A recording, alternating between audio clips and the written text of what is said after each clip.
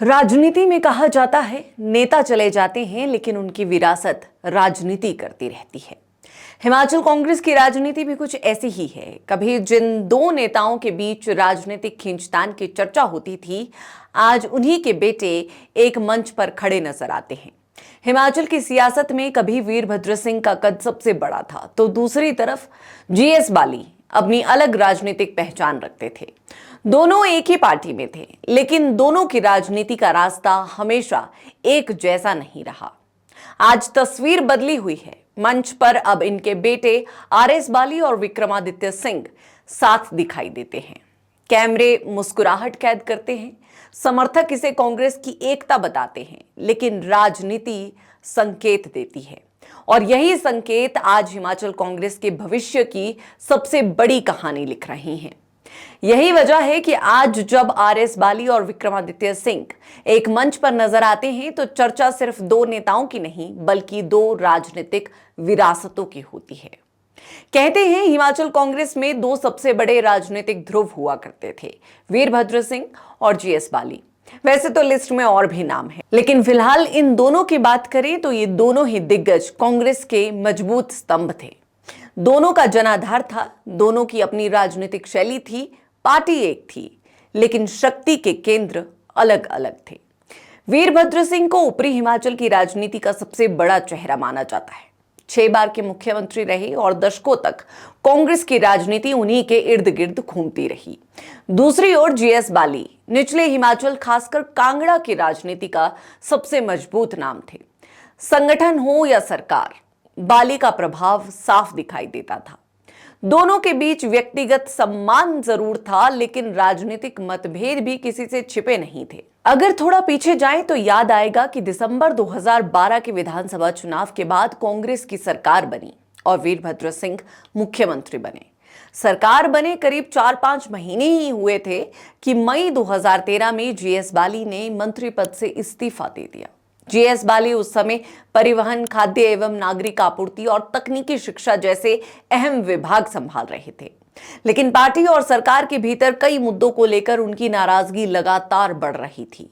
बताया गया कि विभागों में दूसरे नेताओं के हस्तक्षेप से वो नाराज थे। उन्हें लगता था कि सरकार में कई पावर सेंटर बन गए हैं, जिससे निर्णय लेने की प्रक्रिया प्रभावित हो रही है। मंत्री बनने के बाद उन्हें मनचाहा विभाग नहीं मिला। वो स्वास्थ्य विभाग चाहते थे, लेकिन वो कौल सिंह ठाकुर को मिला था। एचआरटीसी के उपाध्यक्ष की नियुक्ति में भी उनसे सलाह नहीं ली गई थी। उन्होंने स्वास्थ्य कारणों का हवाला देकर 2 महीनों की छुट्टी मांगी थी, लेकिन मुख्यमंत्री ने तब मंजूरी नहीं दी। सबसे दिलचस्प बात यह रही कि जीएस बाली ने अपना इस्तीफा सीधे मुख्यमंत्री वीरभद्र सिंह को नहीं, बल्कि अपना इस्तीफा कांग्रेस हाईकमान के पास भेजा। इसके बाद उन्होंने सरकारी गाड़ी भी लौटा दी और निजी वाहन से चलना शुरू कर दिया। संकेत साफ थे, मामला बेहद गंभीर था। तब मुख्यमंत्री वीरभद्र सिंह ने बाली के इस कदम को दबाव की राजनीति बताया। उनका कहना था कि बाली अपने मनपसंद विभाग चाहते थे और पोर्टफोलियो बदलवाने के लिए दबाव बना रहे हैं। उन्होंने यहां तक कहा कि अगर बाली वास्तव में इस्तीफा देना चाहते तो उन्हें सीधे मुख्यमंत्री को इस्तीफा देना चाहिए था, ना कि पार्टी नेतृत्व को। मामला दिल्ली पहुंचा, कांग्रेस नेतृत्व सक्रिय हुआ और दोनों पक्षों के बीच बातचीत हुई। आखिरकार बाली ने इस्तीफा वापस ले लिया और सरकार में बने रहे। हालांकि इस घटनाक्रम ने यह साफ कर दिया कि वीरभद्र सरकार के भीतर गुटबाजी और नेतृत्व को लेकर खींचतान मौजूद थी। 2017 के चुनाव में यह खींचतान और खुलकर सामने आई। चुनावी सभाओं में जीएस बाली को मुख्यमंत्री बनाने के नारे लगे। ये सिर्फ नारे नहीं थे, बल्कि कांग्रेस के भीतर नेतृत्व को लेकर चल रही खामोश लड़ाई की आवाज थी। हालांकि कांग्रेस चुनाव हार गई और ये बहस अधूरी रह गई, लेकिन सवाल खत्म नहीं हुआ। समय आगे बढ़ा, अब वीरभद्र सिंह नहीं रहे और जीएस बाली भी इस दुनिया में नहीं है, लेकिन उनकी राजनीतिक विरासत को आगे बढ़ाने की जिम्मेदारी अब उनके बेटों के कंधों पर है। एक तरफ है विक्रमादित्य सिंह तो दूसरी तरफ आरएस बाली।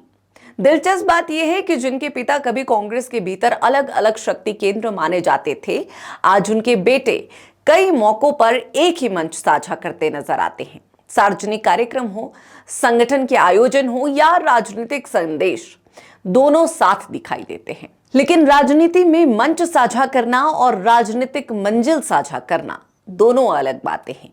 हिमाचल की राजनीति में क्षेत्रीय संतुलन हमेशा निर्णायक रहा है और जब क्षेत्रीय संतुलन की बात होती है तो सबसे पहला नाम आता है कांगड़ा का। कांगड़ा प्रदेश का सबसे बड़ा जिला है।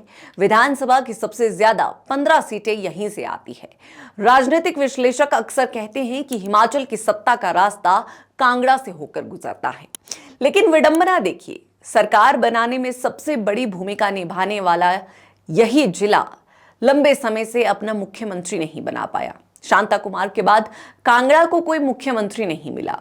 यही वजह थी कि कांग्रेस के भीतर जीएस बाली को सिर्फ एक मंत्री नहीं बल्कि कांगड़ा की उस राजनीतिक आकांक्षा का चेहरा भी माना जाता था जो मुख्यमंत्री पद तक पहुंचना चाहती थी। हालांकि परिस्थितियां कभी उनके पक्ष में पूरी तरह नहीं बन सकी।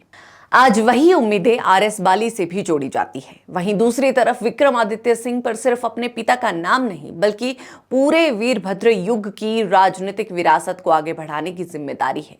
फिलहाल दोनों नेता साथ हैं, दोनों एक दूसरे के प्रति सम्मान भी जताते हैं, लेकिन राजनीति में दोस्ती और नेतृत्व की दौड़ अक्सर अलग अलग रास्तों पर चलती है। कांग्रेस के भीतर आज भले ही ये सवाल खुलकर नहीं पूछा जा रहा कि भविष्य का सबसे बड़ा चेहरा कौन होगा, लेकिन राजनीति में ऐसे सवाल कभी खत्म नहीं होते। यह भी सच है कि मौजूदा कांग्रेस की राजनीति सिर्फ एक चेहरे के इर्द गिर्द नहीं घूमती। मुख्यमंत्री सुखविंदर सिंह सुक्खू अपनी राजनीतिक शैली के साथ सरकार चला रहे हैं। संगठन की अपनी भूमिका है। ऐसे में नई पीढ़ी के नेताओं को सिर्फ विरासत नहीं, अपनी अलग पहचान भी बनानी होगी। इसीलिए आज आरएस बाली और विक्रमादित्य सिंह की हर साझा तस्वीर सिर्फ दोस्ती की तस्वीर नहीं है, वो हिमाचल कांग्रेस के भविष्य की एक झलक भी है। सवाल सिर्फ इतना है कि क्या ये साझेदारी आगे भी ऐसे ही बनी रहेगी या फिर भविष्य में नेतृत्व की राजनीति नए समीकरण लिखेगी। बहरहाल आज की इस पूरी चर्चा पर आपकी क्या राय है, कमेंट सेक्शन में जरूर बताएं और चैनल को सब्सक्राइब करना ना भूलें।